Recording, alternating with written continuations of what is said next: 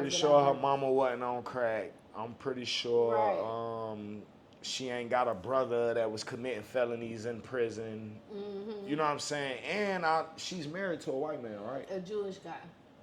I mean, it ain't nothing wrong with that. You fall in love with who you fall in love with, but I just don't, like, I want to be behind her so bad, but it's, like I said, I don't know. Like, I'm not convinced yet. Right. What about Trump? What would you say are some pros and cons of Trump? All right, the pros for Trump is at least you know what you're dealing with. He gonna let you know who he is. The cons is, I mean, he's a douchebag.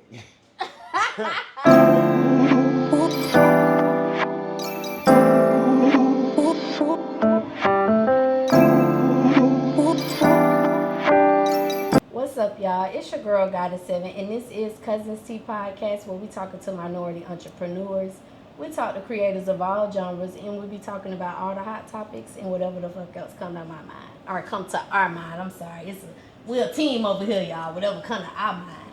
So look, y'all, tonight I got a very dope cousin in the building. Look, this is my new cousin. Like, for real, y'all. Very dope artist. He's the CEO of BDG Productions. He's a creative director of Let's Be Real podcast. Very talented artist. He's also the host of one of the hottest showcases in Charlotte, Extra Leading Mondays, Jazzy Green on the sofa with y'all favorite motherfucking cousin. What's up, Jazzy? I already know. Thank you for pulling up. I appreciate you. I'm happy to be here. I ain't gonna lie, I ain't no sleep though. Like, I was up all last night with Coco. We was lit, so I've been kind of just dragged. So you gonna be giving the cousin some tired answers? Nah. Okay. Got your energy right. Ready for the cousins? Mm-hmm. Okay, so have you been in Charlotte all your life? Nah, I'm originally from Baltimore City. I moved down here from Philly in '99. Oh, what made you transition down here? Well, I was a little younger. My mama from North Carolina, and she moved down here when she left my pops. So I kind of just came down with her, started going to school down here. Okay, do you ever go back up north? Me and Coco, we went up there like, I want to say last year.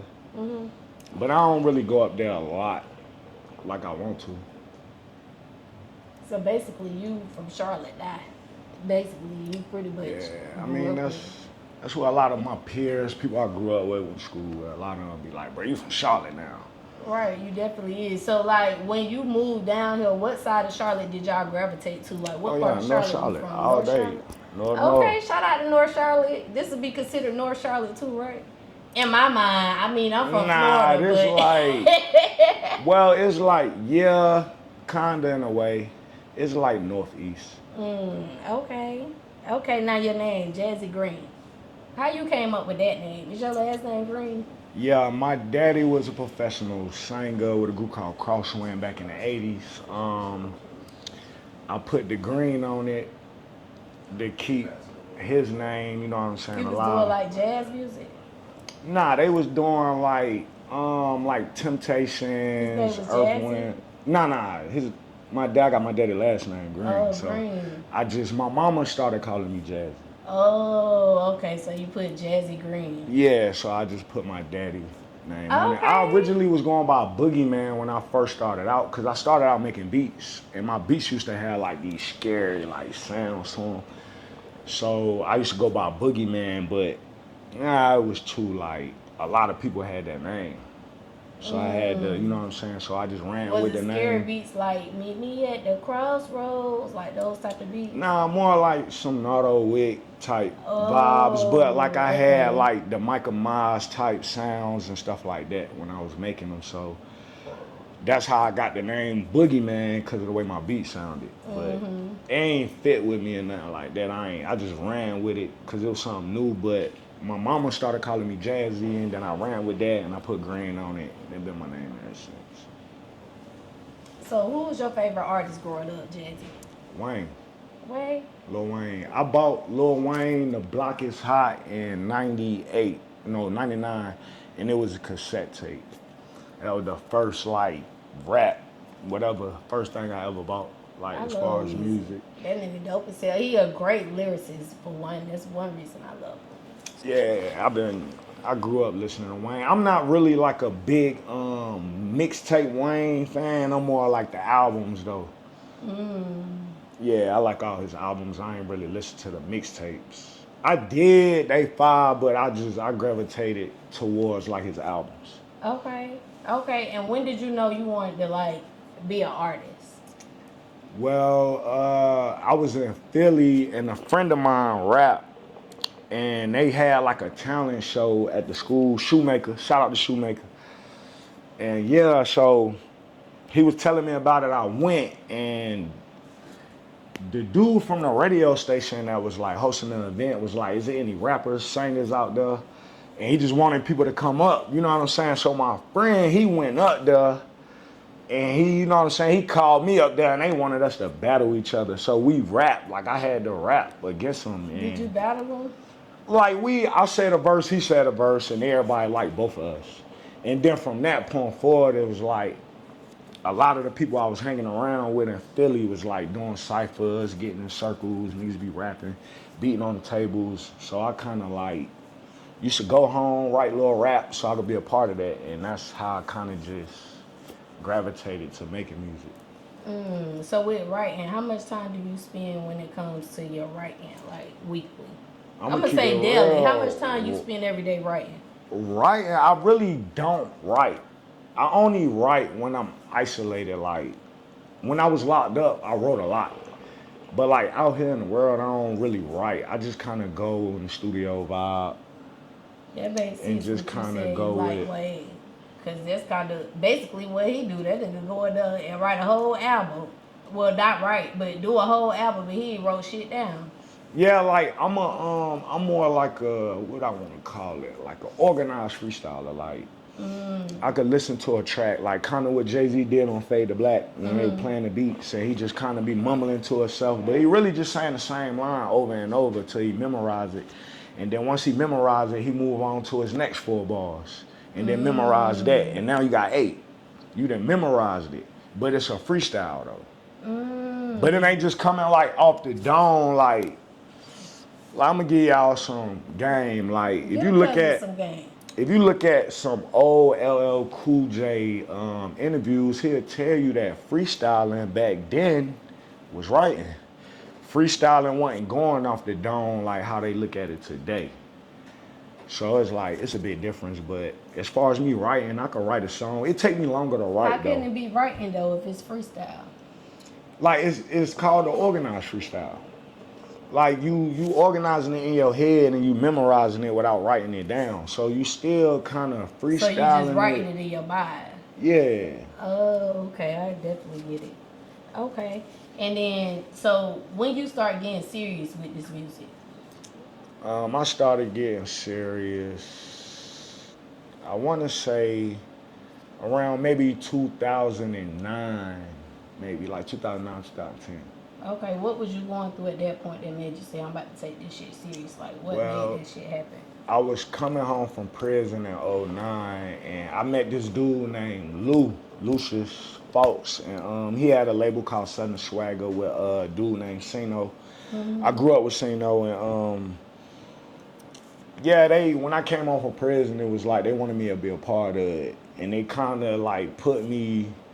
I started learning more about the business side of everything. So I was kind of like, I'm getting older. I need to start taking my craft more serious. And then the people I like meeting Lou kind of put me in that situation where I had to take it more serious. I couldn't really like be like doing it the way I was doing it prior. Right. Okay. What's something you would say that you learned from when you wasn't taking seriously to now you taking seriously? Like, what's something that you learned now that you're taking it seriously that you didn't know? More the business side of it, like just more the business side. Okay. Okay. And what make you stand out from other artists? Like, what is it about Jazzy? Shit, I'm me. I'm original. Everything that I really talk about is stuff that I actually did myself, like stories, experience based off my own experience, and then things I grew up in Baltimore seeing. Like I got 5 big brothers, so I seen a lot.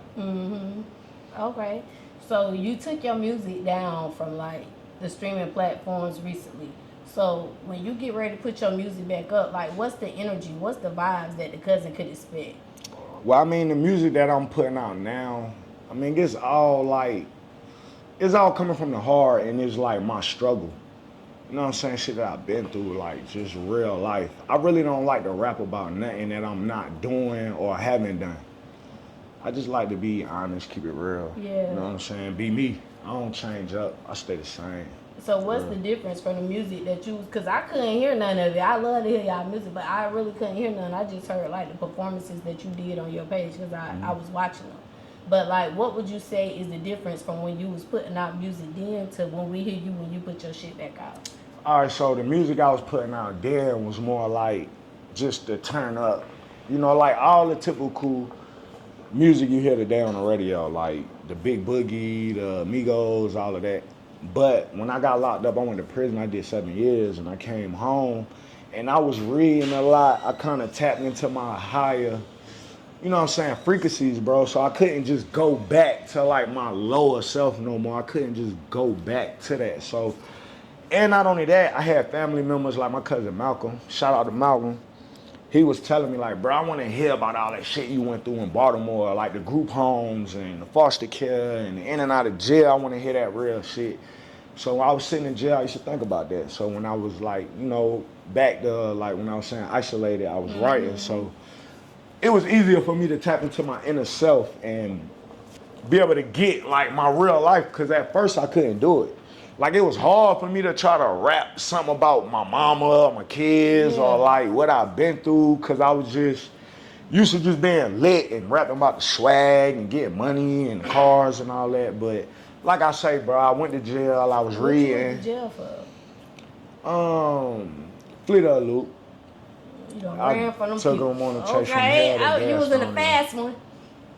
Nah, it wasn't like that. It was Okay. just, I was out there, I was moving, and you know, it's a situation I grew from, I learned from. Right, okay. So, you know what I'm saying? This is new me. New you. Yeah. So would you say, with that being said, because you said like you had a different perspective of things, that's gonna be the different from the music that the Cuzn send now.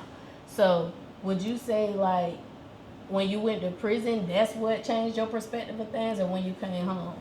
Nah, it was like when I went to prison, like I met a lot of real individuals. So I sat down, I politicked with a lot of dudes, and I read a lot of books. Like I learned. What's some of the books you read? I read like William Cooper, The White Pale Horse Rider. I was reading like Rich Dad, Poor Dad books. Michelle Alexandria. I'm trying to think, what's the name of the exact book? Michelle Alexandria, The New Jim Crow. I think that's the name of it. But like just books like that. Books about like documentaries of Marcus Garvey, Haile Selassie, all the books on Malcolm X. Self-learning books. Like just anything really. I mean, I ain't had no entertainment like that. I wasn't the type of person that like to be on the phones and sit in the day room all day. So I lock down, I'll be reading, bro. Like read the dictionary, just whatever, you know what I'm saying? Just stay and enlighten myself. This tattoo when you was in jail? The tattoo right here, you got that when you was born right here? Yeah, I got a lot in jail. I mean, I was already tatted before I went, but yes, a K for King. And then I got royalty, I got the you know what I'm saying? I think over here I got like diamonds. What's your aspect on the On the I mean, the to me, I mean, it represented life. Represented life. I mean, it got a lot of different meanings, but I mean, if you go deep, it represents life to our understanding, but it also, like in other situations, it could have been a key. Like, you know, you see a lot of Egyptians holding it. It could have been a key to a door. It could have been some type of technology. If you deep into that, but I mean, a basic understanding of the it just represented life. Okay. Now, with Charlotte, a lot of great artists in Charlotte. Like, I witnessed them myself. Go to these shows, these artists they like goddamn superstars already on the superstar status. Like, if it's anything you could change about Charlotte when it comes to the industry, artists in general, like what would you change when it comes to that aspect? Man, just showing love. Like, I feel like the DJs should support the artists more in the city, because if you go to other cities, the DJs do support the artists. I feel like the radio stations should change and support the local artists. I feel like they have, because we got 2 artists on the radio now that everybody familiar with. But I mean, I feel like if everybody just get together, like you remember when Atlanta kind of was coming out with like all the dance songs. I feel like maybe they had a meeting and everybody agreed to kind of like, yes, do this for the culture. I feel like Charlotte got their own. Like, Charlotte got his own sound, he got his own vibe. Like, if you, like, okay, I've been in Charlotte since 99, so when I first moved to Charlotte, Charlotte had their own dance, had their own style, everything. Now it's like Charlotte kind of gravitated away from it and kind of fall into what everybody else doing. Okay. But I feel like that's really the only thing. I feel like to all the Charlotte artists in the city, like, go back. You know what I'm saying? Remember we used to be blanking, niggas used to be at trade winds, all that. Let's go back to us, like what the city was doing, bro. I feel like we kind of just left that and went into what Atlanta doing, or Detroit, or Memphis, and all these other places. Okay, that was a good one right there. Good answer. So with Charlotte, because I've been in Charlotte for 8 years, I'm from Florida. One thing about like where I'm from, we ride in the cars and we listen to like local artists. What do you think it is about Charlotte? Why the residents of Charlotte, what is it about the industry in Charlotte to where they're not riding around listening to local artists in their car? They ain't at home like, yeah, we about to listen to this local artist because he from here. I mean, it used to be like that. Like, it used to be a lot of artists like, you'll hear people riding through bumping their shit, like Donkey from North Charlotte, Donkey Cartel. You hear a lot of people bumping his shit. Shadizy, when he came on from prison and dropped, you'll hear his like. Now I just think everybody in competition with each other, so it's more like you an artist, I'm an artist. So. But what about the residents? I'm talking about the residents. Like that's the ones who gotta really, the people who live here who not artists. Like if they was listening to everybody's shit, that's gonna push their artists more. You know what I'm saying? Because they listening to their shit, so now other motherfuckers they know in other places listening to, you know, I'm talking about from just like a general person aspect, not from like artists. I mean, I can't really answer that for them. I don't know why they wouldn't support or ride around. I mean, the most logical explanation I could think of is niggas probably just need to go harder and turn up more, I guess. From your experience, do you feel like you hear a lot of people listening to local artists, or no? What's your thoughts on that? I mean, now today, since I've been back in the city, like, I don't never really hear nobody really listening to, like, I don't never really hear people. I mean, I ride around and listen to, like, artists that I like, but I don't really know. I ain't, like, when I'm out at events, clubs, I don't really see nobody pulling up, bumping, like, I ain't gonna say names, but just other people who like music from out the city. I don't really be saying that. I mean, have you like been out and somebody pulled up quaking like somebody else? Because in Orlando, I'm from Florida. Like we listening to our local artists. I don't give a damn. They ain't gotta be Drake. Them bitch. They from here. This our people. Like we listening to that shit. I mean, we used to like back. I remember back in like 09, 2010-ish, maybe 8, kind of going up a little more. Like, people used to ride around bumping, like, you know, different artists' music. I went to prison. I came home in 21, so a lot changed at the COVID. So I don't know. Y'all should start bumping the local artists, though, for real, because it's even a lot of if the local artists throw a concert, bitch, we selling that bitch out. Jazzy in that bitch tonight. Y'all going to the concert, like, we selling that bitch out. We in that bitch. Like, yeah. Facts, though. Okay, and then you was like, before you came back, did you leave somewhere and came back to Charlotte? No, I went to prison. I got locked up at 14. I ain't come home in 21. Where you went to prison at? I was at Scotland Correctional. Shout out to all the bros, free the game, man. Free my big bro, my old dub. Okay. If you could do a collab, somebody from Charlotte, 2 people from Charlotte, who would it be? Jersey booming. And shit, it's a lot of people I would work with, but I only got 2, so I'm gonna say my nigga Jersey booming, my nigga Shadizy. Okay, why those 2? What you think they're gonna bring to the I mean, I grew up with Jersey, I grew up with Shadizy. me and Shadiza used to beat on the tables and rap back in the day. We was going to Randolph in Jersey. Like, that's like my brother. So, you know what I'm saying? Me, personally, I would rather work with, like, people I grew up with versus, like, going to pay somebody to get on a song with me. I mean, I would. Like, if I'm signed, I got it. Yeah. I do all that. Like, because, you know. But if the people you grew up with already good, then. Yeah, I'm going to look out for them. Like, we Right. trying to get on. Like, I mean, if I'm signed to a label and it's like they put me in a room where, like, you know, somebody that's up there, I don't mind working with them, but, like, if I got the check and I had to go pick who I wanted to work with, I'm going to go back to where I'm from and who I know that's talented and I believe in, you know what I'm saying? Right. We do this shit together. So would you work with a label or you want to? Yeah, I mean, I rock with OVO. I like OVO and I like what Sauce Walker got going on. Okay. If I ask all artists this, but with you working with, let's say OVO was to sign you, Sauce Walker, what would you see the benefit? Because a lot of people be like, I want to stay independent. So why would you want to get signed? I mean, I would want to get signed because at the end of the day, I mean, when you independent, you gotta have the money and the funds to be able to back everything as far as like advertisement, promotion, all of that. You gotta have the bread. With a label, you get the opportunity to just kind of like, you know, you get to learn and be around certain people who open up certain doors and opportunities.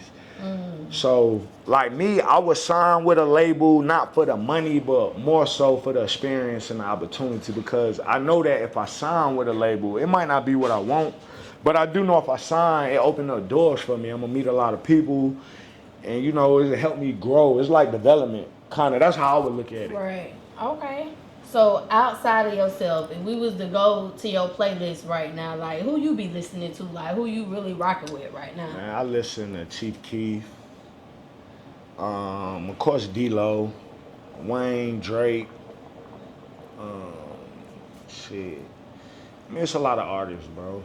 It's a lot. You know, people that I listen to that I like. What about your top five? Who in your top five right now? Of course, Wayne, Drake, T.I., Jazzy.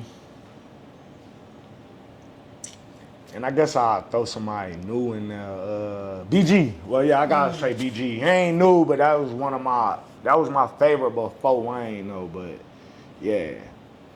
Okay, so to turn it around a little bit, let's talk about the industry in general. Like before social media, it was a lot of gatekeepers. You know what I'm saying? When it comes to the industry. Yeah. Like, do you feel like with social media, it kind of fucked it up for the gatekeepers a little bit, or what's your thoughts on that? Nah, it depends on who it is. I feel like some people gatekeep because they want to charge for the info or the help. And then you got other people that just gatekeep because you might be in competition with them, so they don't really want to give you the sauce so you can, you know, be a step ahead, basically. What's your thoughts on gatekeeping in general when it comes to our community? I feel like if there's something positive going on, I feel like you should pass the information on for real. Like anything that can enlighten somebody and help somebody grow, you should want to be a part of that. You know what I'm saying? You should, and I don't feel like you should gatekeep and hold everything away from somebody that's trying to come up. Because, you know, a lot of the people that do gatekeep, before they was all the way up, they was down too before. Right, everybody so had to start. You can't forget where you came from. Like, but I mean, I ain't saying just like look out for every and anybody, but like if it's somebody you believe that's like 100 and you believe in them, like yeah, pass the knowledge down. You know what I'm saying? Okay. So you also the CEO of BDG Production, and that stands for Brilliantly Defining Greatness. Okay. Can you tell the cousins a little bit about your production company and the services that y'all have to offer? All right, so I just started BDGP maybe 4 months ago, I think, about 4 months ago. And it's called Brilliantly Defining Greatness. And the BDG is basically my initials for my real name. Coco helped me come up with the Brilliantly Defining Greatness. And it's basically like I got my own studio. I record. I charge 35 an hour. We make flyers, CD covers, and we help with managing. Mm-hmm. Okay. So with the managing aspect, like, what's some qualities that are, first of all, are y'all managing artists or who are y'all managing? Well, I mean, just managing, like, just helping. If it's like giving advice or like a key tip, like if you shooting a video, I might can give you key pointers on like how you can make it more up echelon, make it better, stuff like that. Yeah, so. Okay, and then, huh? Oh yeah, in events. We hosting events and throwing them for real. Okay, okay. So with the managing, like, what's some stuff that they can look if they come shop with you for management? Like, what's something that you can guarantee they're gonna get from you? Well, for me, you're gonna get photo shoots, studio time, quality production on album covers, flyers, beat making. I also make beats, so it come with all that. The only thing about me with managing, I just want to be more connected with the artist that I'm working with, like get to know him personally or her personally outside of just music. Cause if I get to know you, like, you know, you pulling up to the cookout, I got you around my kids, you more family, so we got more longevity with bonding Right. and having an understanding, like, you know, like if I understand who you is and what your vision is, I can help you more, you know, if the communication there, and then we both got like an understanding on everything. Okay, and is it like a certain percentage that the management? Well, I mean, I'm not really necessarily like in it just for the money. Like, you know, I got an artist now that I'm helping called Head Huncho. So, I mean, he don't pay me or nothing. I just try to help him, like, get him booked for events. I mean, basically stuff he could do himself for real. Right. But I mean, as an artist, you know, a lot of artists don't want to do those things because they just want to focus on just writing and just being productive in the studio. What made you want to do the production company? I mean, I always wanted to start my own label or have like my own production company, but I'm trying to venture into new avenues outside of just rapping. So I just want to have other opportunities and other doors open up for me to, like, for instance, if rapping don't work, I'll start DJing. If DJing don't work, I'll produce or engineer. Okay, I was gonna ask you, do you produce too? Cause you made beats. Yeah, I started out rapping in Philly, but when here in Charlotte, I started out making beats. When I came to Charlotte, I wasn't necessarily rapping. I just was making beats for a lot of people. Okay, so for any like cousins that's watching, and they in the beginning stages, like, what's some qualities you say they should look for in finding a producer? You know, because you can't just get any producer. Nah, I would say just try to know what your sound is and what you actually looking for. And network. I would say go on YouTube. Most people wouldn't say do that, but I feel like it's the same as like if you made beats and I met you today and then I got an email with you and lease me the beat, I lease it or exclusive right. It's the same thing dealing with like a YouTube producer. But yeah, just find like your sound and what you looking for. As far as the producers, I mean, it's so many of them out here. Get in contact with my boy Lord G. Lord G. Okay, shout out to you, Lord G. So as an artist, when you looking for producers, like let's say you don't want to produce your own, you want somebody else to produce it. What's some of the shit you look for in that producer? Well, I look for the bass first. I want to know how it's hitting. Like, yeah, I need that bass, and then I always look for piano sounds. But right now, I've been really wanting like lit beats, like beat sections, like hit for real. That's gonna turn the club up. Yeah. Okay. Okay, and what about software? Like, what's some software you would recommend to the cousins? Like what? For producing. I use beats Fruity too. Loops. I use Fruity Loops, and a lot of people I know use Fruity Loops. Yeah, Fruity Loops pretty much the only one I really know about. Fruity Loops. What's that some pros everybody and cons use. of Fruity Loops? Pros and cons. Let's start with the pros. I mean, Fruit Loops, everybody use it. Everybody use Fruit Loops to make beats. Have you not like really seen any cons yet with them? Nah, not really good. for real. Okay. Fruit Loops the shit though. I've been messing with Fruit Loops since like '04, I want to say. Since like 03, 04. Okay, so with BDG Productions, if BDG Productions could work with, you could sign anybody, who would you sign? Coco. Right Coco. Okay, Coco. Coco gonna be the first one. Okay. Okay, first lady of this shit. Now look, you done said Coco a couple times through the interview, so, and Coco is a dope artist too, for y'all who don't know. That's his girl, like, when it comes to dating in the industry, like, how do y'all get through dating in the industry? Because that shit could be kind of hard. First of all, y'all both gonna have busy schedules. You know? Hey, cousins. It's your girl, Goddess7. And listen, this commercial break is actually sponsored by me.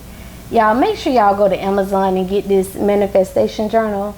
369 21-day manifestation journal. I'm going to help you manifest all of your dreams, everything that you're inspiring. I'm going to help you get there. I'm going to guide you in this journal.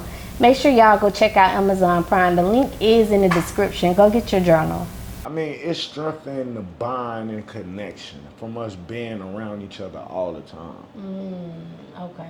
Okay. So let's say it's some single cousins watching right now. These female cousins. You know what I'm saying?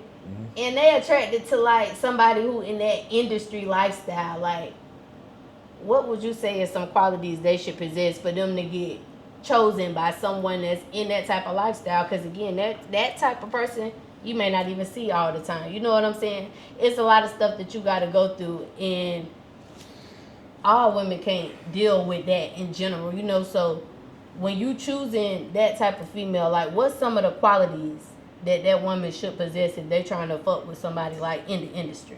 Well, first of all, you got to be willing to be up late all the time. And you got to like going out. You got to like putting that shit on. And you got to like being seen and being a people's person and being sociable. So if you're not sociable, then you probably don't want to deal with nobody that's like in the music industry. If you don't like going out and you don't like being around crowds, it's probably best that you date somebody that's laid back, chill. Yeah, okay. Now, you a creative director for Let's Be Real podcast. Can you tell the cousins exactly what it is that a creative director does when it comes to podcasts? All right, so my job for Let's Be Real the podcast is basically to make sure whoever is getting interviewed, my job to make them look good. Not just make them look good, but as well as Coco. And just making sure everything's straight as far as production, the sound, you know. Yeah, so when you say make them look good, what you mean by that? I mean, like an artist, like, for instance, if he have a brand, we got it on the TV. His logo flashing, or maybe his video behind him. The hats on the table. Like, just advertising, stuff like that. And making sure the angles and everything look good. Okay.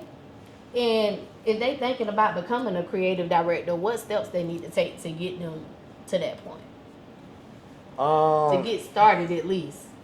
I really don't even know, because I got started basically like on a humbug, for real. It was something new to me. Like, I've been creative director for how long now? Like maybe 6 months, 7 months. A little longer than that, probably like a year. But I mean, it's all new to me too. So, I mean, the steps is basically to find somebody that need a creative director first.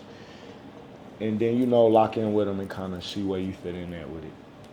Okay, so you got your production company, you a creative director, you an artist, you host the event, Liddy Mondays. Yeah, So, I mean, I do more like just help managing. I'm a host, but not like with the microphone. Right, but you involved in the event and you got a relationship. It's a lot going on though. What tips or advice can you give the cousins about finding balance with having a lot of different things on your plate to juggle? I mean, I would say just try to be humble, patient, and just like, if this is what you love to do, it's gonna be stressful. Like, it's gonna be a lot that you're gonna have to go through. So you gotta be mentally strong for real. You gotta be mentally strong trying to do anything involving music in this industry for real. Especially when you're doing like open mics and you're dealing with a lot of different like people, bro, personalities. It's kind of hard because you got the people that's like feel like they celebrities already and they like entitled. They walk in the building, you supposed to automatically look out for them. You gotta deal with that. You gotta deal with the competition. You gotta deal with the people that want to bite and steal your ideas. Like, you know, but so basically you just gotta be headstrong. You gotta be built tough. Got a thick skin. Okay. Now, on one of your Instagram posts, you said, I'm trying to hustle to motivate. So, like, what is it that you're trying to motivate people to do? Well, really, when I posted that, it was from the Nipsey Hussle song. The Hustle and Motivate. Yeah. I was saying that I'm trying to hustle and motivate. Like, just be like, be an influencer. Like, influence people to do good or to do something better. Right. Okay. Yeah. Now, on another post you posted. Yeah, I be looking stuff up. Sorry. I hope she ain't gonna tell like, you post. Said, I be smiling, but I haven't been myself in a while. Can you talk to the cousins about that? Like, what was you going through on August 21st? All right, so what I meant by that is, like, when I'm out in public and I'm networking, I try not to show that I'm going through a lot or I got a lot on my plate or whatever. I try to still smile and, you know, be high spirits, even though I'm in, like, got a cloud over my head or whatever. Okay. So what can the cousins expect from Jazzy Green by the December of next year? What can we expect from Jazzy? Hopefully we expecting new music, but you most definitely can expect more events to come. Extra Litty Mondays, Wicked Wednesdays, cause that's something I'm kind of more so gravitating to, like managing venues and shit. So that's kind of what I'm into now. As far as music, I'm most definitely coming out with a tape. I ain't gonna just like put everything out there, but I'm most definitely coming with the music. So y'all stay tuned. You gonna put your shit coming back for y'all. Know that. Again? Yeah. Cause we trying to listen to Jazzy Green in the car now. Well, the flat and Money Motivation Success is on Audio Mac and SoundCloud, right? Oh, okay. Yeah, so you can go listen to it on there. I ain't take it down, but like everything that new to come gonna be different and it's gonna be profound. Okay, so before we get into unfiltered tea, cause we doing unfiltered tea, cause child, the last time I seen Jazzy, the conversation here started getting interesting, y'all. So I was like, we definitely gotta do unfiltered tea with him. But before we get into that, I'm gonna go over a few more questions, and these are like the general questions that I ask everybody.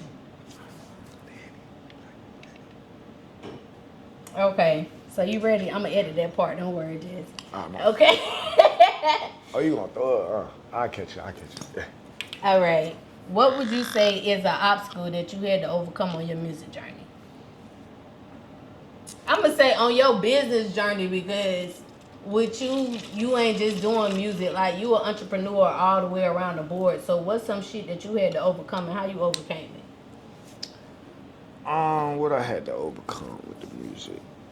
I most definitely had to overcome being mad at people for not like popping up at events. I used to get real mad about that. I don't know more now. I overcame that. I got over it.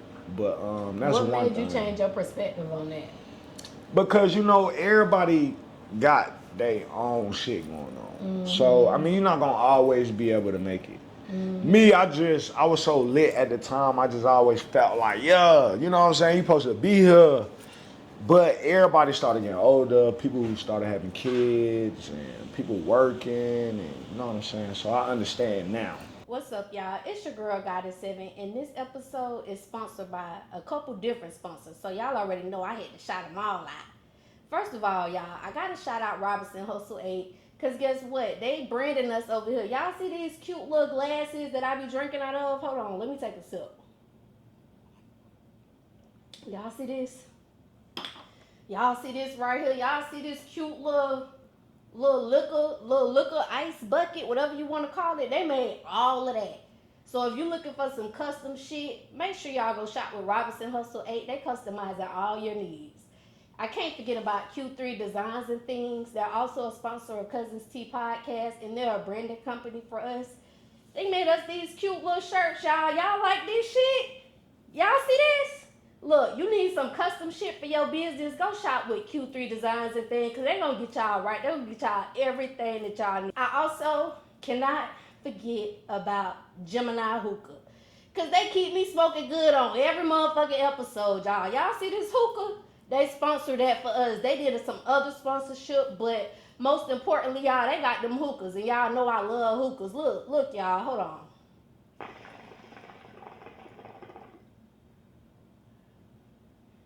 See that cloud? See how that smoke just come out real thick, real cute or whatever?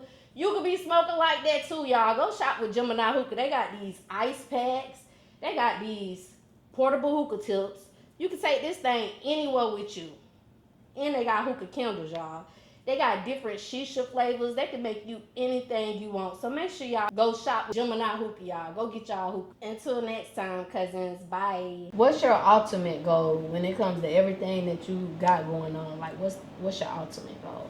Man, I only got two ultimate goals. The first one is to make. I want to have the money to pay for my kids' school, and like I want them to go to college. Mm-hmm. And my mama, I want to retire my mama so she won't have to work. Oh, okay. That's nice. So I'm like my main two goals overall, everything else. And what about your why? Like, what's your why? Like, I do this shit because your why? Like, why you do this shit? Everything that you got going on.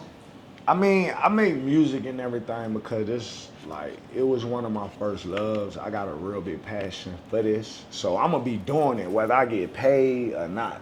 Mm-hmm. I'm going to make music until I die regardless because it's what I love to do. But I also feel like I got a voice and I probably could tap into like people younger than me and kind of persuade them to do something different. Mm-hmm. You ain't always got to pick that fa-fa up. You ain't always got to go sell no dope. You can start an LLC, get your EIN. It's a lot of things. So I changed a lot. Right. So my perspective on a lot of things is different now versus like 10 years ago. Okay. And the last question before we get into this unfiltered tea, cousins. What's one thing that you want the world to know about you?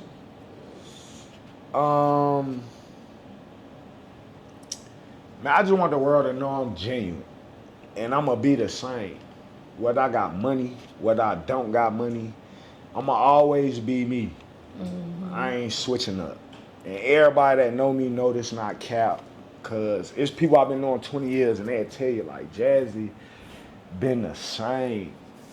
Like, I mean, I change as far as I get more wiser. I got gray hairs right here or something, but like as far as like my mentality or the way I carry myself or my approach is always the same. Right.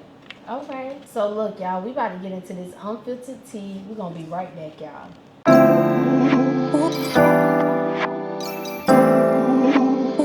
All right, y'all. So we about to get into this unfiltered tea. You ready, Jazzy? Yeah, I'm ready. Cause y'all already know unfiltered tea mean we just about to talk about whatever the fuck else comes to our mind, and this is that part of the segment where we talk about anything. So obviously it's politic time for us to go vote and a whole bunch of other shit going on around here in America. So we about to talk about that shit tonight, y'all.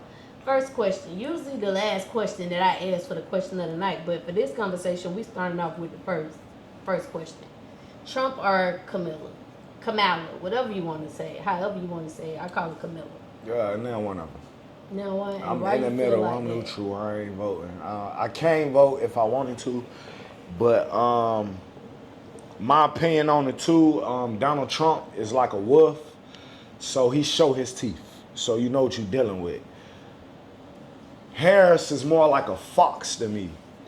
I don't know what she really gonna officially do.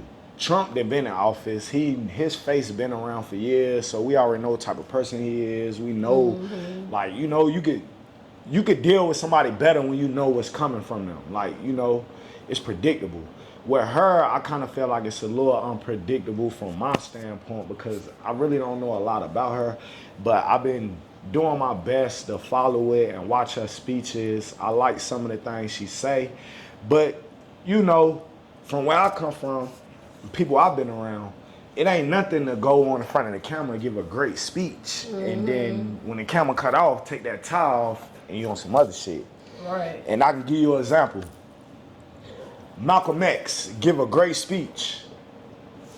He go to the hotel, he on the phone with his wife the whole time till he go to sleep. Martin Luther King give a great speech. And I look up to both of these brothers, but there's facts though. Martin Luther King give a great speech. He go to the hotel, party, cheat on his wife, all of that. So with Kamala Harris, I don't know if after she get them great speeches, if that's what it is. Donald Trump get his speech, we already know what he about. Right. Like, he show his teeth, so we know he a wolf. As far as voting, nah, I ain't voting for none of them. So with yours, how much do you get into politics? I really don't like politics. Cause it's a lot of like confusing and it's not a lot of truth behind none of it. And they work together. They both They working web together, so it's entertainment for us when we watching it. You think Trump and Biden is beefing? Trump said they was friends. Like, you get what I'm saying? So, I mean, I ain't voting for none of them. I don't trust it, bro. So what you saying, like, one showing is a wolf in basically sheep clothing, the other one, this just what you getting? No, Trump ain't in sheep clothing at all. No, I'm talking about Camilla. Like, well, Camilla, I don't know. You know like, there's like a fox. You don't know fox. if it's gonna That's try what to you eat said, you not a sheep, or you if said a it. fox. You know what I'm saying? You don't know. So with that being said, do you think, from your experience, just viewing the world as a U.S. citizen, do you think that's something that has always gone on with the Democrat and Republican Party? Like, the Republicans tell you what it's gonna be, and the Democrats, they just feed you some bullshit or not really say too much? Or you think that's something that just started to happen? Nah, I ain't gonna really say that. I mean, if you go back on history, black people couldn't even be Democrats back in the Jim Crow era. Or before that, black people was Republicans. I don't know what changed it and black people gravitated to Democrats more so than Republican. I don't know what changed it. I mean, I gotta go look that up and find out why. But yeah, man, I don't really trust the government like that. Right. Okay. I mean, the country was built off of bloodshed and deception, and you know what I'm saying? So it's like, why wouldn't these people that's pushing the same agendas not be, you know what I'm saying, the agenda that's behind closed doors? Why wouldn't they be pushing the same? Right. Okay.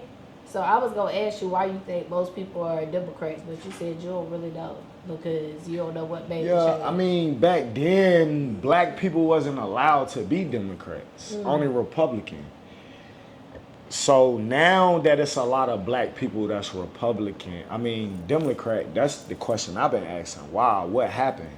In what years, what time frame that changed it? Right. Okay. So I feel like I ain't voting though. This year I'm actually not voting for anybody because I feel like I can see pros and I can see cons in both of them that wouldn't be beneficial to me or the community that I'm from. How I feel. So I'm not voting. You know what I'm saying? But when it comes to like speaking on what's going on right now, do you think because the Democrat Party, right, they offer assistance.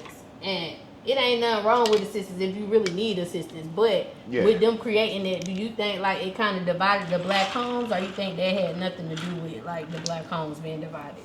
I don't really know. I feel like Willie Lynch is the reason why a lot of homes is divided. But as far as with that, because with that you gotta put if you owe food stamps. Or you want, let's say you want to go live in housing, you got to put your baby daddy on child support to be able to do that shit. So that's why. So it's it kind of getting food stamps and assistance is good.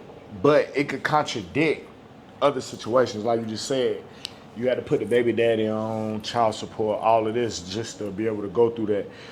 I feel like Republicans look at it like we shouldn't be dependent on the government. We should be more dependent on the community, independent, and go get it on your own, because if you rely on the government, then you're going to be kind of more lazy. You're going to be kind of more laid back because the government going to pay for your food and your rent. Republicans feel like it's a lot of people that's less fortunate. Like a homeless person might need food stamps. So it's good. You know what I'm saying? Democrats, my fault. Democrats feel like, you know, it's people that's less fortunate that need help from the government. The idea of it was stolen from the Black Panthers, where they used to give out the food vouchers and all that. So they did it to kind of take away from them doing something good. Right. Pushed them aside and made them bad Propaganda. You see? Same thing I always be on. See, like, I know what's going on, like behind the closed doors. So it's like, I gotta be careful what I say too, because like I could offend a lot of people just telling the truth. Right, you right. But what they, like how I feel when it comes to the Democrat, Republican, like what you just said, the Republicans do feel like that. But from a black perspective, I can understand what they saying too, because in my mind, I do feel like if we come up as a community and all sit together, we not gonna really need no assistance. Since you need some grocery for them kids, bring them. I'm gonna come bring y'all dinner tonight. You know what I'm saying? The we all Panthers. That's what they was doing. Yeah. They was doing that first. And then you got to think about it. Like, what about, let's say, you ain't got no kids. You know what I'm saying? Are you on a certain level?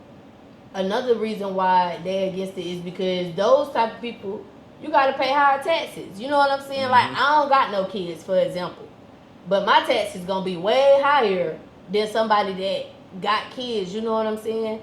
And then if you get assistance, it's gonna raise our taxes up even higher versus if we just say fuck it, let's just come together and we all help each other out. First of all, we the ones spending the most money. That's what they don't want. They don't want us. They don't want the black community coming together. They scared of that. That's what they afraid of the most. They scared of when it comes to that? Because they afraid that we might over-succeed them. We over-succeeded already. Yeah, but as far as in the power shift, like with the laws and everything, we not necessarily there, but they scared that if we get in them positions, we gonna change the whole structure of everything. Because if you think about it, we the ones who's spending the most money. You know what I'm saying? So imagine if that money being poured back into their own community. They gonna be the wealthiest community because they spending the most money and now they spending it with their people. If you go through history, black folks, us, our communities, we had Black Wall Street. We had all of that. They came, they will burn it down and destroy everything. We had our own, like what you saying, we was doing that, been doing it, but they will come and destroy that community. They will burn the churches down, the restaurants, the grocery stores. They don't want us to over-succeed or pass them. Right. Now, this kind of off subject, but since we're talking about black people, I'm going to bring it up. And then I'm going to get back to the regular topics.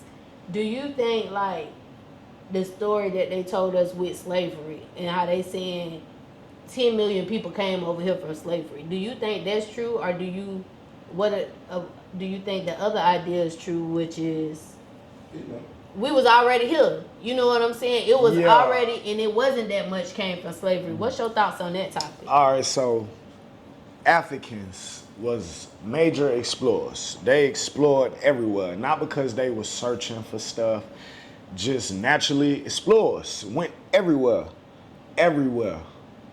on Earth. And like, oh man. Jazzy don't want to say y'all. But let the cousin tell y'all my thought. My thought is, because if you think about it, what all black people say, I got Indian in me, right? That's something that they I got Indian. I'm Cherokee for right. real. And if you go do a blood test right now, you got some type of Indian in you. So a thought do be coming to my mind like, damn, was we already here? Is this our land already? I mean, we was it's everywhere. all of our land, But they did bring 8 million slaves over here. And if you ask my opinion, I think that's probably the worstest crime that we ever heard of. Like, I mean, every country or whatever race or however you want to look at it, enslaved their own people where they at. But nobody never traveled across water and kidnapped and millions of people right? and erased their history from that's them. That's why I said that, because like you said, nobody never went over there and got millions of goddamn people. So how we know y'all went over there and got millions of us? How we know that, goddamn it, we weren't already over here and some shit done went down to where y'all stole our identity from here. You know what I'm saying? I mean, the people that was already over here was established and moving around. So I don't know for a fact if the people that was already here became slaves, but I know the ones they brought over here was slaves, documented slaves. Now, if you was already here, I don't know. I can't really speak on that to know like what they did with them. I'm pretty sure they probably did. Cause it's a lot go of pyramids into it. and shit right here. It's pyramids everywhere. Pyramids. The most pyramids, Antarctica got the biggest pyramids, and China probably got a lot that they hide. They cover up with grass and fucking vine and all of that. They don't want, they hiding it because they don't want that to get out. Like, as far as like, they don't want the United States. I mean, they don't want them to really know about the history. It's some shit they don't want us to know, but we don't know what it is. Nah, it's just the government. They confiscate everything and they archive it because they want to erase your history from you, so you can go by just what they teaching and they learning is. You know what I'm saying, think about it. When you was in school, bro, like everybody that we kind of was looking up to in school was white. Christopher Columbus. Like, you know, the list goes on, but then as you get older and you do your own research, you find out that Christopher Columbus got famous off a lie. Right. He didn't find this shit first. This shit was already here. It was, people already founded it before him. And it was black people here when he came here. Christopher Columbus was one of them Thanksgiving people. A slave master. You know what I'm saying? When the white people came over and reached the Indians, reached the black They people. came to conquer. Yeah. Destroy and conquer. They poisoned over 1 million people to conquer the land. Yeah. When they touched down. Destroy and conquer. Yeah. It's like some Genghis Khan, some old. It's like, yeah, it's a takeover for what they was establishing. Right. For the United States. I mean, They probably didn't know it was gonna be called that then. But well, no, yeah, back then they didn't know that. That's so much shit that probably just separated itself from this and just went like this, like this. But they had agendas. They had agendas and they had plans, but I don't think they predicted that it was gonna backfire. The agenda is the same. I can say that in politics, you can hear it. The agenda have not changed from none of that. From when they first got So what here to about right now. what about the Venezuelan gangs? Have you seen that on the news? About the Aurora, Colorado situation? Yeah, What's your thoughts on that? And as far as immigration laws when it comes to that? I really don't tie to that because of how social media is, and then the way everything is set up. It's all propaganda. Like, okay, with Trump running for president, his thing is that Kamala Harris and them is letting all these immigrants and all this come over here, criminals. So it's gonna be people that get paid to go post crazy ass shit to make them look bad. Because when I seen that shit, I was like, goddamn. Because some shit I fuck with Trump on, you know what I'm saying? Some shit I don't. But honestly, when I seen that shit, you right. That's the first thought that came to my head. I was Trump could be like, paying them. Like, I need y'all to go. That's what post thought this about crazy it. shit to make them look bad. We're gonna make sure your families are good because that's something he already against. So that's one of the thoughts that came to my mind. Like, this motherfucker go pay these people. Yeah, like, but you this know, America. We Mexicans, don't see that kind of shit. Y'all shit would have been shut down. Eating hard and stuff like that. That's the kind of make Biden and Kamala Harris and them what they look doing bad. look bad. Right. Cause what So the it's tank like said. pay, Now this so- America. Y'all ain't bring out no army tanks to tank these motherfuckers down. Y'all can find anybody y'all want.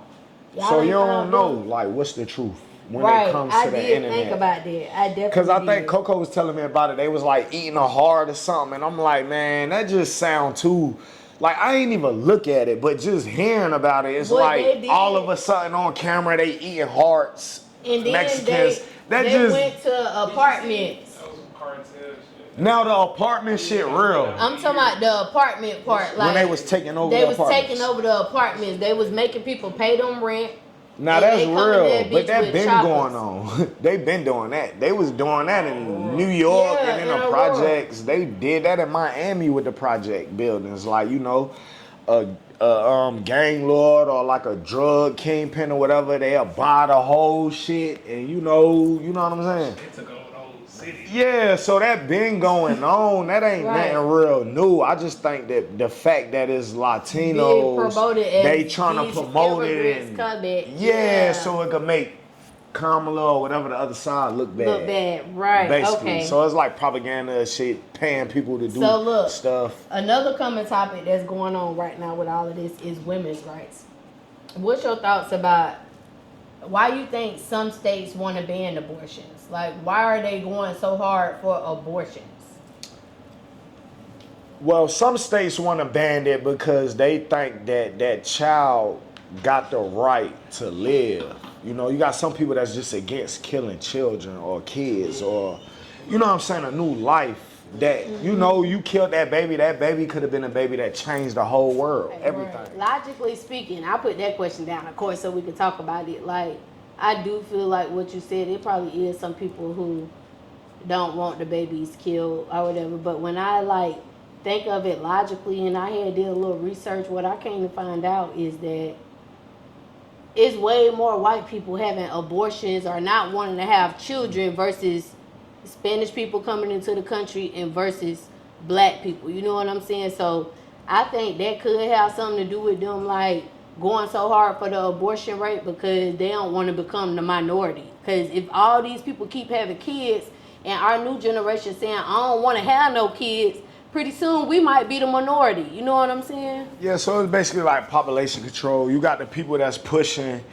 for people to have abortions because they want to keep the population control. Not only that, they don't want new black babies. They don't want no black kings, no black queens being born.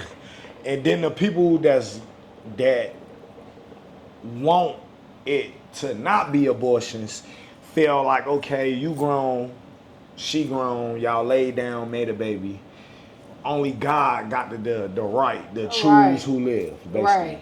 Now I think like if you're in a fucked up situation and some fucked up shit happened, this person took advantage of you, you ain't know this person, some weird shit happened. I think in that situation you should have a right to be like, I mean, yeah, you can make that decision. Like if you was raped and got pregnant, that's up to you to want to keep the baby or not. But after you got a little seed in your stomach as a woman, I feel like, you know, that's a new life. It's a new life. I mean, that life like you could shouldn't have let the change baby the world. grow. You should have stopped it at the beginning instead of letting the baby grow. Yeah, I worry about when like it that get- first week, you Yeah. might, but you never know. That baby could have been the one that changed the whole world. Could have been the next Martin Luther King, Right. Malcolm X. You know what I'm saying? The next. What if they never been condoms? You know, a million kids. Right. Okay, what would you say are some pros and cons for Camilla? Camilla, I feel like the pros is she educated, she powerful, she's sophisticated, she's a strong black Indian woman. The cons is for me is I don't know if it's genuine. I don't know if she for like, you know, where I'm coming from. You know what I'm saying? I'm pretty sure Kamala ain't grow up in the hood. I'm Couldn't pretty have, sure 'cause girl, she you eating ain't. greens with burgers. We don't do that shit. We eat French I'm fries. pretty with sure our her burgers. mama wasn't on crack. I'm pretty sure Right. she ain't got a brother that was committing felonies in prison. You know what I'm saying? And she's married to a white man, right? A Jewish guy. I mean, it ain't nothing wrong with that. You fall in love with who you fall in love with, but I just don't like. I wanna be behind her so bad, but it's like I said, I don't know. Like I'm not convinced yet. Right. What You know? about Trump? What would you say are some pros and cons of Trump? All right, the pros for Trump is at least you know what you're dealing with. He gonna let you know who he is.